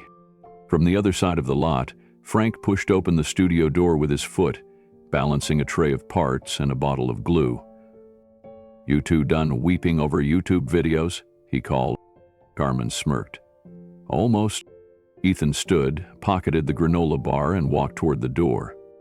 Inside the studio, everything looked as it had the day before. Cluttered, humming with energy, tools scattered across the bench like half-spoken sentences. But now, something hung in the air that hadn't been there before. Momentum. Frank dropped the tray on the work table and eyed Ethan. "You ready to scale?" Ethan nodded. "As ready as I'll ever be." "Good," Frank said, "because those 50 village units aren't going to build themselves, and we've got new specs to finalize by Monday. Carmen, you still got that code update? Version 2.1, she said, already booting up her laptop. I've added a fault detection system and real-time input feedback. Also, an emergency alert feature if battery integrity ever drops below 70%. Frank raised his eyebrows. You kids and your gadgets. Ethan grinned and stepped into his corner of the workshop. He plugged in the soldering station and picked up the latest shell design. Carmen spun her laptop toward him to show new diagnostic icons. They spoke quickly, easily, adjusting, revising, planning. But even while working, part of Ethan's mind kept replaying Keanu's words. I'm just returning the favor. That afternoon, a car pulled up outside the studio. Keanu stepped out, as casually as ever in jeans and a soft jacket, hair tied loosely back. Ethan wiped his hands and met him at the door. I saw the clip, Ethan said. Keanu nodded. Figured you might. Was that true? About someone believing in you? Keanu leaned against the doorway, hands in his pockets. Yeah, his name was Henry. Ran a tiny theater in Toronto. Gave me a walk-on part in a play when I was 17. I was awful. Nervous. But he gave me time. Space. Told me I didn't have to be brilliant. I just had to be honest. Ethan listened. Quiet. Keanu continued. He said, the world doesn't need perfect actors. It needs real ones. That's always stayed with me. He looked over at the glowing Emberlight units on the table. You're doing something real, and now people see it. Ethan looked down. But I almost threw it away. But you didn't, Keanu said. That's what matters. They stood there for a moment. Then Ethan said, why me? Out of everyone you could have helped, why take a chance on some kid outside a hotel in the rain? Keanu smiled. Because you asked. Ethan blinked. That's it? Keanu nodded. Most people never do. They wait until they think they're worthy. You showed up before you were ready, and that takes guts. He stepped forward, placed a hand on Ethan's shoulder. Now it's your turn to do the same. When someone knocks, open the door. Ethan nodded slowly. I will. Keanu looked around the studio. You're gonna need a bigger space soon. Frank, still tinkering in the corner, grunted. Not until he masters the fire protocols. Keanu grinned. Fair. As he turned to leave, he paused one last time. You're not just building devices now. You're building chances. Don't forget that. And then he was gone. Ethan turned back to his table. He looked at the new batch of Emberlight units lined up like lanterns, ready to travel the world. And this time, he didn't feel like an imposter. He felt like someone who had been seen, and someone who was ready to see others too. It was late on a Thursday when the letter arrived. Ethan had been deep in wiring diagrams all afternoon, tuning the capacitor on a new generation of Emberlight units. Carmen had just left for the night, muttering about code refactoring and promising to bring burritos the next morning. Frank was asleep in his corner chair, half snoring, half mumbling about magnetrons. The envelope was tucked under the studio's front door. No postage stamp, just hand-delivered, plain white, his name on the front, written in the careful, practiced handwriting of a legal assistant. Ethan opened it slowly. Inside was a folded letter on crisp stationery with a small embossed logo in the corner. His mother's old estate lawyer. Tucked within the fold of the paper was a faded photograph. He pulled it out first. It was a photo he'd never seen before. A young girl stood barefoot in the middle of a dusty courtyard. Her dress was too big, hanging off her shoulders. Behind her, a row of houses, more like shelters, lined the dirt path. The photo had been taken in black and white, though time had added its own shades of sepia. The little girl held a candle in her hand, cupped to keep the wind from snuffing it out. His mother. The letter was brief. Dear Ethan, before your mother passed, she left a final item to be delivered once a milestone had been reached. She told us the milestone would be clear. She did not define it. Only that you'd know. Included is a note she asked us to preserve alongside this photograph, taken when she was 7 years old. She said it was the first time she understood darkness, true, long darkness, and that one day, you would be the one to change that for others. Ethan's fingers trembled slightly as he unfolded the second, smaller piece of paper, yellowed at the edges. It had been written in his mother's unmistakable script. To my son, I watched you fix broken toys before you could tie your shoes. I watched you build fans out of soda cans, lights from old phones. I watched you light up our world in ways we didn't have words for. When I was a girl, there were nights when the sun would set and we had no candles left. We told stories in the dark to pass the time, to keep the fear away. But every child deserves more than a story. They deserve a light. So when you're ready, build the light I never had. Love always, Mom. Ethan sat in silence. The studio was quiet except for the low hum of a soldering iron left on and the ticking of the wall clock above the door. He read the note again and again. Then he turned the photo over. There in small print was a date, March 1979, and the name of the village, San Lucia, El Salvador. He had never heard of it, but now he would never forget it. He placed the note down on the table with reverence, like it might disappear if he blinked. The photograph went beside it. Then he stood, walked to the back of the studio and opened the drawer where he kept his keepsakes. From it, he pulled out a napkin, old, faintly stained from coffee. On it, in simple blue ink, was a signature and a note. To Ethan, the world needs your kind of power. Keanu Reeves. He'd gotten it a few weeks ago, after Keanu had stopped by the studio for one of their quiet late-night check-ins. Ethan had confessed how overwhelmed he felt, how much weight came with the momentum they were building. Keanu had listened without judgment. Then, before leaving, he scribbled something on the nearest napkin and handed it to Ethan without a word. Ethan hadn't displayed it yet, but tonight felt different. He pulled out a simple wood frame, the kind he used for prototype schematics, and fitted the photo and note inside. Then he gently slid Keanu's napkin into the space below them. He mounted the frame above his workbench, just between the wall clock and the shelf of prototype parts. For a moment he just stood there, staring at it. His mother, holding that candle, her handwriting, the napkin with the words of the man who gave him a second chance. It all stared back at him. That night, he didn't go home. He stayed in the studio, working long past midnight. Not because he had to, but because he wanted to. There was clarity now, purpose, the kind that burned through exhaustion and made the work feel less like labor and more like living. Frank walked in the next morning and found Ethan already halfway through a redesign of the thermal shielding. "You sleep here again?" Frank asked. Ethan didn't even look up, sort of. Frank walked over to grab coffee, then paused. He noticed the frame. He didn't say anything, but he set his coffee down a little softer than usual. Carmen walked in 10 minutes later, arms full of breakfast and a USB drive between her teeth. She stopped short when she saw it. "Is that her?" she asked softly. Ethan nodded.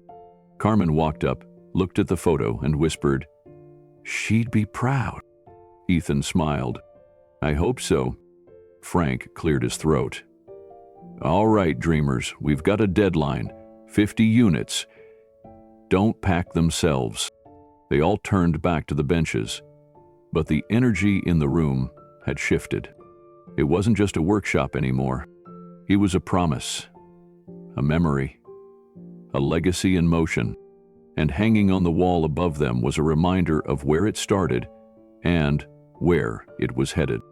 Because some lights are born from plans, others from people, and some from love that never left. 6 months had passed. The workshop had moved, but the soul of it hadn't changed.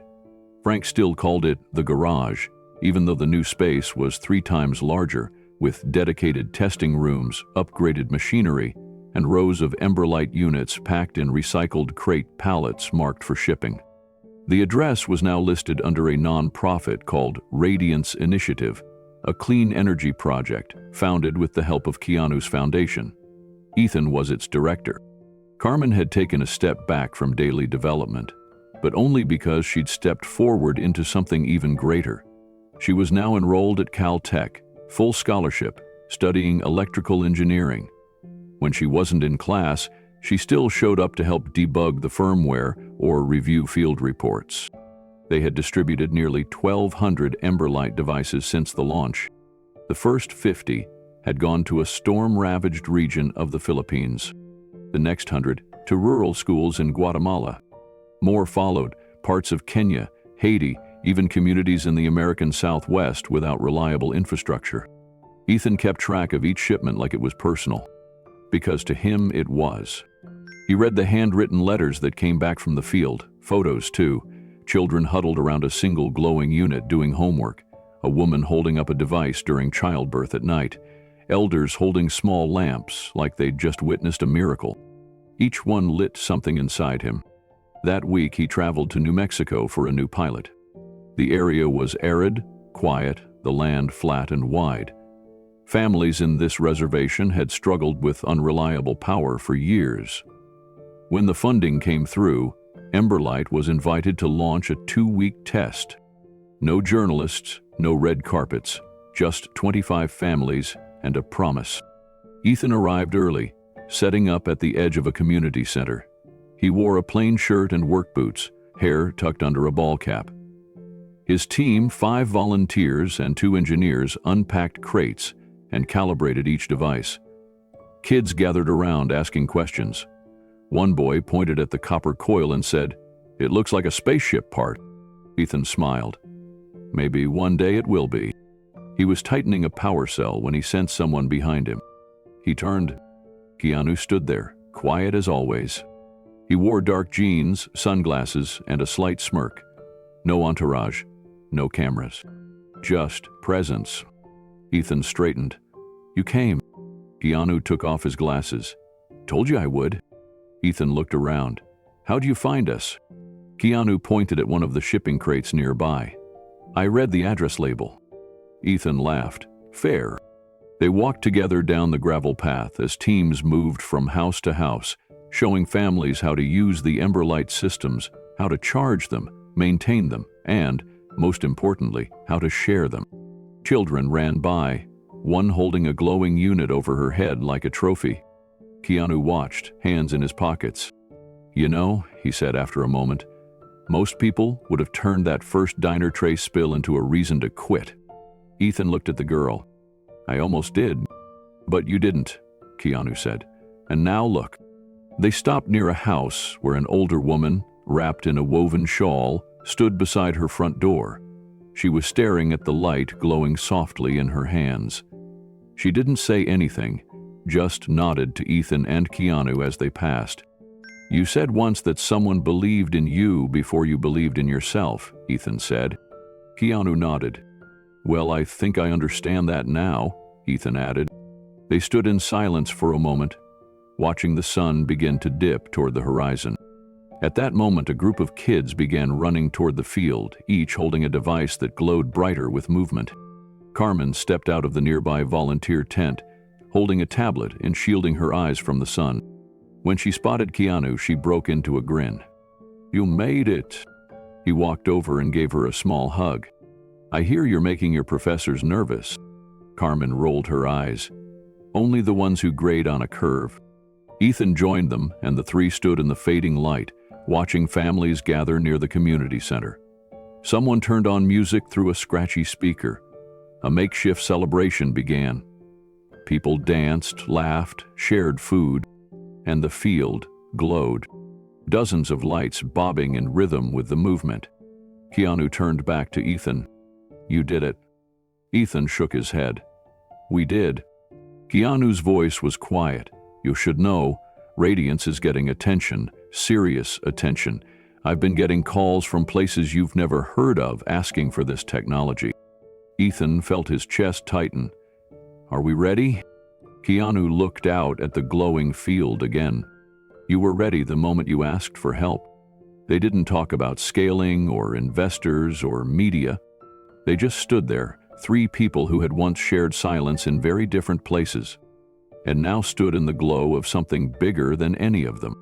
Later that night, after the last crate was sealed and the families had returned home, Ethan sat by himself on the tailgate of the delivery truck. He pulled out his phone and opened the last message his mother had ever sent him. "Don't let your dream die." He looked up at the stars. Then he pulled a notebook from his bag. On the front page, he wrote, "Project Emberlight, Phase 2. Power for those still waiting. Not just electricity, but dignity." As he closed the notebook, he heard footsteps. Keanu, holding 2 bottles of water. He handed one over, sat beside him. "You writing something?" Keanu asked. Ethan nodded. "A reminder." Keanu looked at the horizon. "Good. The world needs more of those." For a moment they sat in silence. Then Ethan asked, "Why did you keep helping me, even when I doubted myself?" Keanu turned toward him, thoughtful. "Because when someone asks for light and you have some to give, you give it." Ethan took a deep breath, nodding. Then he smiled, and the two of them, once strangers, now partners in purpose, looked out across the land they had lit together, one small glowing promise at a time. The sun was folding itself into the hills behind the valley, turning the desert into molten orange.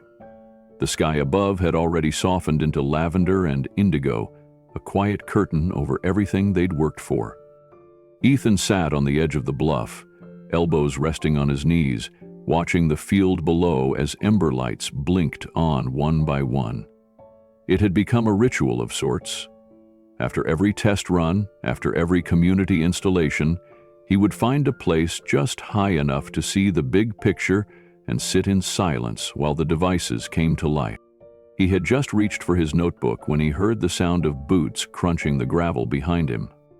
Keanu sat down beside him without a word. No announcement, no formal greeting, just presence, as if the quiet needed both of them now to complete it. Together, they watched. It began with 1, then 2, then 10 more. A whole row lit up across the valley like stars caught in the grass. Each one powered not by electricity alone, but by motion, by heat, by breath and effort. "By the way, I never said thank you," Ethan said softly. Keanu didn't look over. He just stared at the lights below. "You did," he said. "You just kept building." The silence returned. Not heavy, just full, like the pause after a good song or the inhale before a laugh. Ethan swallowed. "It's strange. All the things I thought I'd need to feel like I mattered. Degrees, funding, people's approval. Turns out it was never any of that." Keanu's voice was calm, nearly a whisper. "It's usually not." "I used to think dreams were fragile," Ethan went on. "But now I think maybe they're just quiet. They wait for you, even when you're drowning. They don't yell. They whisper. And if you don't stop and listen, you miss them." "That's true," Keanu said. Another row of lights came on in the distance. Then another. The whole valley was alive now. Little flickers of gold and white stretching across the earth like a signal from the future. A message written in light. "We're still here." Ethan leaned back, bracing his hands behind him. "Sometimes I wonder," he said, "if she sees this. If Mom's out there somewhere, watching." Keanu glanced at him. "I think she's been watching the whole time." Ethan blinked quickly, trying to stop the sting behind his eyes. Keanu looked out over the valley again. "Your mom gave you the spark. You turned it into a flame. And you gave me a place to let it burn." Keanu smiled faintly. "We all need someone who reminds us we still have fire left." The wind picked up a little as dusk turned to dark. The lights didn't flicker. They held steady. Each one a promise. Each one a voice saying, "You're not forgotten." Ethan reached into his pocket and pulled out something folded. He held it out to Keanu. It was the same photo from the letter, now laminated and trimmed neatly. The image of his mother as a girl holding that single candle. Jean grew up without power, Ethan said. Said the night used to scare her. Said her generation had to build strength in the dark. Keanu held the photo for a moment, studying it. She was strong, he said. Ethan nodded. Now I get to make sure other kids grow up with a little light. Keanu handed it back, carefully. You're doing more than that, he said. You're building a world where belief gets passed on. That's the real power. Ethan slipped the photo back into his notebook. For a few minutes, neither spoke. Then Keanu stood, brushing the dust from his jeans. He turned and looked down at Ethan with the same quiet focus he had the first time they met. You remember how it started? He asked. Ethan nodded. Rain. My voice cracking. That hotel parking lot. Keanu smiled. And now look. Ethan stood too. They both looked out again, now shoulder to shoulder. Keanu exhaled slowly. There's going to be another kid, you know. Somewhere out there, standing in the rain, hands shaking, blueprint folded in his pocket. Ethan swallowed. I know. And when he knocks, Keanu said. Ethan looked over. I'll open the door. Keanu nodded, hand resting briefly on Ethan's shoulder. Good, because now it's your turn. The lights below shimmered. One flickered, then steadied again. Keanu took a few steps back toward the truck. Ethan stayed, hands in his pockets, gaze fixed on the valley. Hey Keanu, he called after him. Keanu turned slightly. Thank you, Ethan said again. Keanu gave a small nod. You're welcome, he said, then added almost under his breath. Now go find the next kid waiting in the rain. And with that, he walked away. Ethan stood alone on the bluff as night claimed the sky. But he wasn't afraid of the dark, because now he knew what to do with it. You light it up. One moment in the rain. That's where it all began. A soaked resume, a shaking voice, a stranger who turned around instead of walking away. When Ethan stood behind that hotel, he had no plan. He had $8.00 left, a wrinkled pocket folder, and a dream that had been buried under months of loss and exhaustion. What he didn't know was that everything he had lost had quietly become the foundation for what he was about to build. He didn't ask for charity, he asked for a chance. That one act of courage started a ripple, not because it was loud or dramatic, but because it was real, and because someone listened. Keanu Reeves didn't make Ethan a success. He didn't build Embryolite, code its software, or wire its circuits. What he did was harder than that. He believed in someone before the world had a reason to. He gave Ethan space to try. Sometimes, the greatest gift is not what we give others, but what we make room for them to give the world. Ethan's hands had once been raw from diner trays and burned fingertips, but those same hands now build hope. His mother used to say, "Hands like yours build futures." And she was right. Embryolite didn't just become a device, it became a symbol. For families in Guatemala, the Philippines, Kenya, New Mexico, it became the light in a room that once sat dark. For Ethan, it became the answer to a promise whispered over a hospital bed. Don't let your dream die. For Keanu, it was a way to honor the man who had once believed in him when he was young and invisible. And for Carmen, it was the foundation of her own future, a path built from faith and family and late nights debugging by flashlight. What started in a garage became something global, not through luck, but through persistence, through failure, through the kind of belief that keeps showing up even after the world tells you not to. Keanu once said, "When someone asks for light and you have some to give, you give it." That moment in the rain wasn't just a turning point for Ethan. It was a quiet reminder that sometimes the smallest yes can rewrite a life. There are more Ethans out there, right now, standing on the edge of something they can't quite name, hands trembling, dreams fraying, waiting for someone to see them. Waiting for someone to say, "I believe in you." Maybe it's your neighbor, a student in your classroom, a sibling. Maybe it's you. And maybe, just maybe, you're the one holding the light they need. We live in a world that measures success in loud achievements, shiny resumes, and viral moments. But most of the real stories happen quietly, in the margins, in garages, on diner breaks, in the hours between exhaustion and hope.